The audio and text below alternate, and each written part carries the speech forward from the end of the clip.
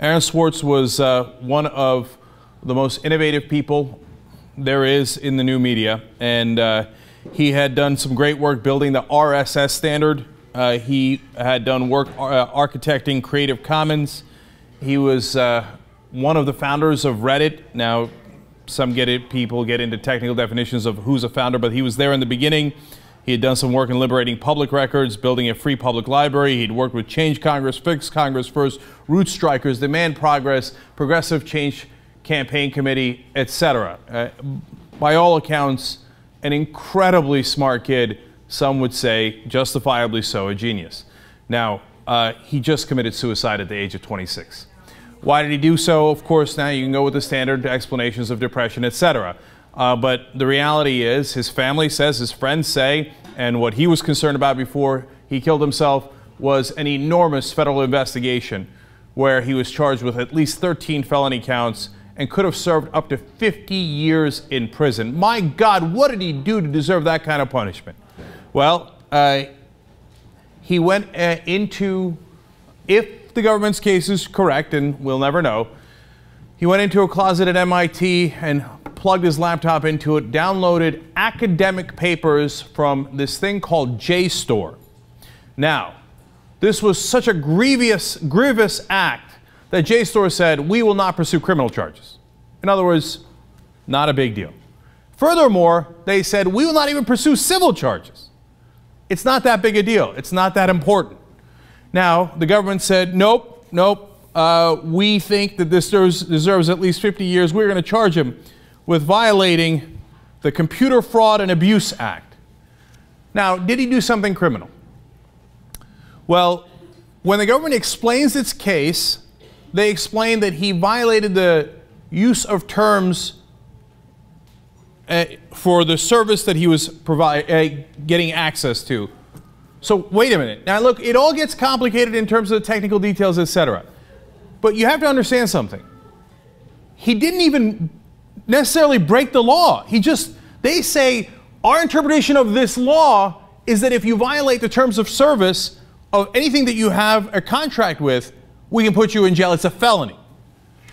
So if you were to access for example, the private members-only archives of the Young Turks, what, you can get up to 50 years in prison? That's not an issue that we settle civilly, etc. No. 50 years in prison. Of course, it isn't about that.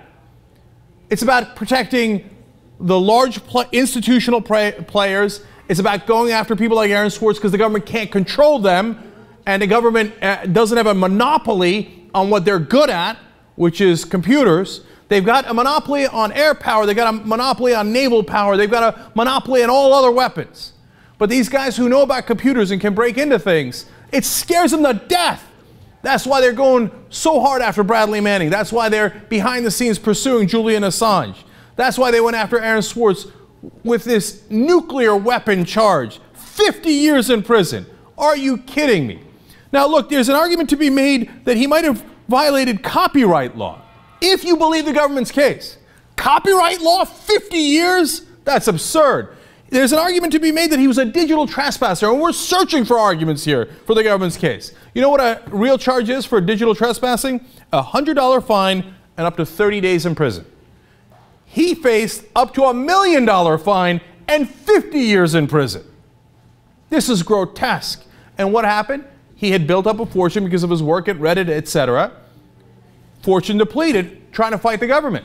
Because the government was coming no matter what. JSTOR said, we don't want you to prosecute. We are the aggrieved party here. And what was it? What did he get that was so valuable? Academic papers. Are you kidding me? Academic papers. Lawrence Lessig, who knew him well, wrote, anyone who says that there is money to be made in a stash of academic articles is either an idiot or a liar. Professor Lessig is one of the most esteemed law professors in the country. He works at Harvard. An idiot or a liar.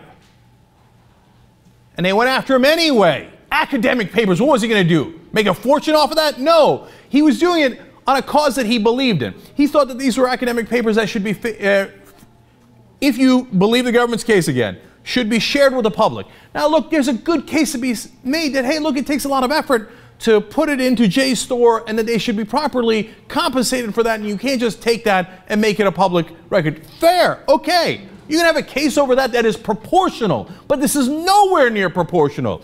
Let me go to Timothy Lee from the Cato Institute. Now remember, these are not liberals, this is a libertarian about the government's case. He says, the government seems to have lost all sense of proportion here. And the apparent legal theory behind the government's case that using a website in a manner that violates its terms of use constitutes felony computer hacking could have serious unintended consequences. Do you know the government's used this in the past? There was a case of the woman who created a fake account on MySpace. Her last name is Drew. And now what she did with it was terrible. She went after somebody that her daughter knew in school, 13 years old, and it was bullying, and then they charged her with it. Now, nobody was on her side. She was bullying a young girl, etc. But the actual charge that they went after her is the same one they were using Swartz. They're saying that creating a fake profile on MySpace was a felony because it violated the terms of service of MySpace. A felony. And this is crazy. You want to talk about unintended consequences? Who hasn't violated terms of service of the hundreds of things you've signed up to online? Are you positive you haven't violated any of them? See, what it allows the government to do is selective prosecution. Since the law is so broad that almost anybody can be prosecuted on this, they selectively prosecute the people they don't like. Oh, you want to share information? You want to make it public? Well, our government despises that. They don't want transparency. It's not like we live in a democracy or anything. So if you try to make anything that the government has, or in this case, JSTOR had, it's a private organization, public, but oh, you have, angered the corporate gods, well, then they're going to have to come and get you. And MIT, by the way, shares blame here too, because they kept pursuing the case when there was no sense of proportionality. And they say now that they are looking into what went wrong and if they were far too aggressive in going after Swartz. The answer is yes, you were. And it allowed the U.S. Attorney General, at least the U.S. Attorney, I should say, in Massachusetts, which, by the way, there's already a petition on the White House government to make sure that she is demoted for her bullying of Aaron Swartz. Her name is Carmen Ortiz. So these people, if they actually try to share information, that is a huge threat to the government, and they must be selectively prosecuted. They must be eliminated. You bully them, you intimidate them, and you say, we're going to trial, and we're going to take every penny you have, and then we're going to try to put you in jail for 50 years. It is grotesque. Everything must be controlled. We cannot have a guy like Swartz who's figured out something the government can't figure out.